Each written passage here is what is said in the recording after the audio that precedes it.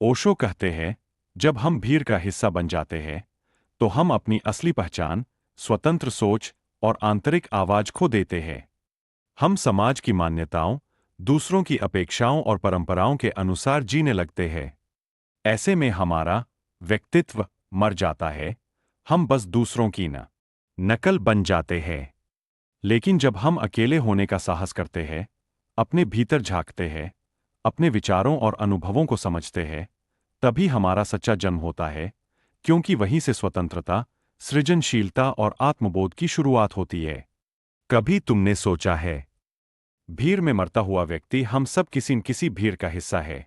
समाज की भीड़, धर्म की भीड़, राजनीति की भीड़, यहां तक कि परिवार और दोस्तों की भीड़ भी। भीड़ हमें सुरक्षा देती है, लेकिन उस सुरक्षा की कीमत होती है हमारा स्वत्व, हमारी पहचान। भीड़ का क्यों जब हम भीड़ में होते हैं तो भी अकेलापन महसूस होता है? क्यों हजारों लोगों के बीच भी हमारा दिल खाली लगता है? ओशो कहते हैं, भीड़ में व्यक्ति मर जाता है, अकेले होने में व्यक्ति जन्म लेता है। यह सिर्फ एक वाक्य नहीं, बल्कि जीवन का गहरा सत्य है। ऐसे जियो, ऐसे बनो, और हम मान लेते हैं। धीरे धीरे हम वह बन जाते हैं जो दूसरे चाहते हैं, न कि जो हम वास्तव में हैं। यही वह क्षण होता है जब व्यक्ति भीतर से मर जाता है। वह जीवित होता है, लेकिन जीवन उसके भीतर नहीं होता।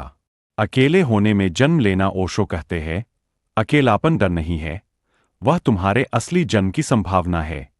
जब व्यक्ति भीड़ से अलग होता है, जब वह खुद से मिलने बैठता है, जब वह अपने भीतर की आवाज सुनता है, तभी उसका दूसरा जन्म होता है।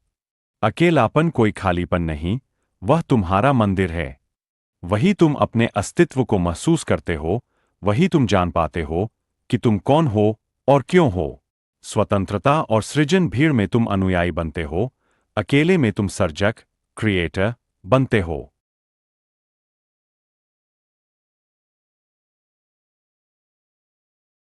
भीड़ तुम्हें नियम देती है, अकेलापन तुम्हें स्वतंत्रता देता है। भीड़ तुम्हें पहचान देती है, अकेलापन तुम्हें स्वयं की अनुभूति देता है। जब व्यक्ति सचमुच अकेला होता है, तभी वह ध्यान में उतरता है, तभी प्रेम जन्म लेता है, और तभी ईश्वर का अनुभव संभव होत। अंत एक आह्वान। तो ओशो हमें सिखाते हैं, भीड़ से भागो नहीं, लेकिन उससे बंधे मत रहो। भीड़ का हिस्सा बनो, पर उसकी पहचान मत बनो। तुम्हारा जीवन तुम्हारा है, उसे किसी भी भीड़ के हवाले मत करो।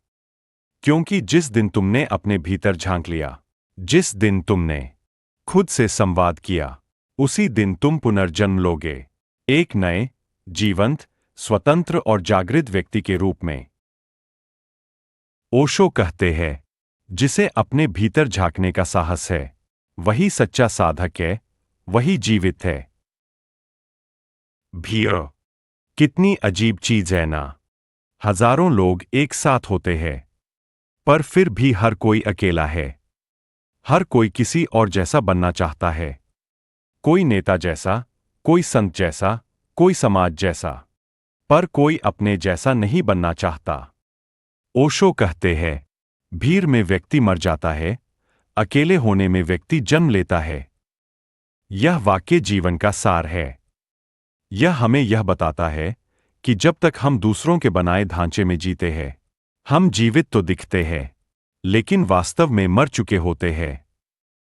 भीड़ का मोह बचपन से ही हमें सिखाया जाता है, सब जैसे हैं वैसे बनो, लोग क्या कहेंगे, समाज ऐसे नहीं करता। धीरे धीरे बोलता है, काम करता है, लेकिन भीतर से मुक्त रहता है। उसके भीतर भीड़ नहीं, शांति होती है। ध्यान की दिशा, ओशो हमें सिखाते हैं कि यदि तुम सचमुच जीना चाहते हो तो तुम्हें ध्यान की ओर लौटना होगा। ध्यान का अर्थ है भीतर झांकना, बिना किसी भय के। वह तुम्हें बताता है कि तुम कौन हो और कौन नहीं। ध्यान के माध्यम से व्यक्ति भीड़ से ऊपर उठ जाता है। वह जानता है कि जीवन किसी नियम से नहीं, बल्कि अनुभव से चलता है। धीरे धीरे तुम्हारा हर क्षण ध्यानमय हो जाता है। तुम चलते हो ध्यान में, तुम बोलते हो